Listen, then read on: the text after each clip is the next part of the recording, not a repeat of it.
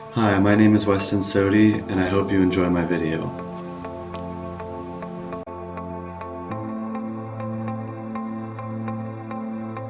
Coming into this class, I didn't know more than a few parables that were taught in school and Bible study. I had no idea that every gospel was told from a different person's perspective. So coming from this background was very eye-opening for me to learn different characteristics of each of the gospels.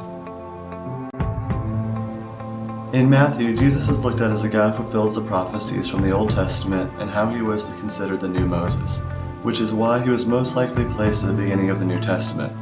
Some of the names they called him were Son of Man and Son of the Living God, which weren't considered completely divine at the time.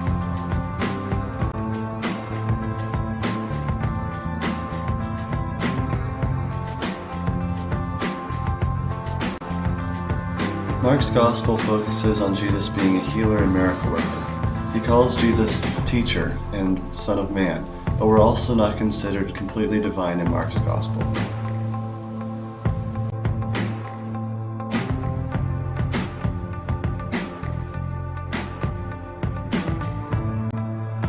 Luke demonstrates Jesus as a man full of mercy who focuses on helping the poor and oppressed people. Through Luke, Jesus is looked at as more divine, calling him the King of the Jews and Savior of the world.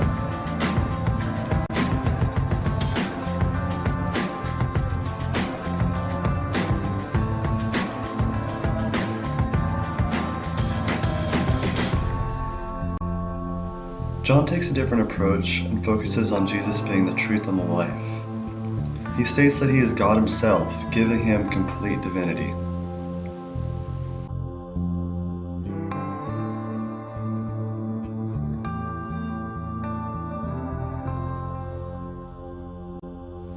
In today's society, John is most comparable to how Jesus is viewed today because of his divinity.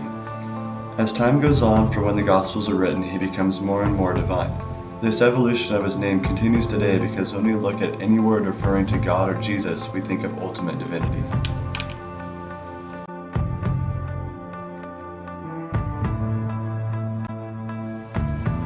Now when I read the Bible, I feel like I have a lot more perspective and insight to how they're portraying God instead of using my own bias.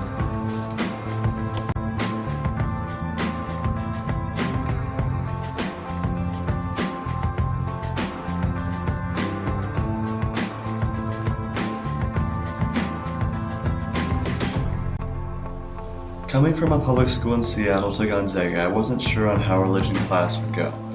But after taking this course, it has brought me closer to God and to the Gonzaga community as a whole.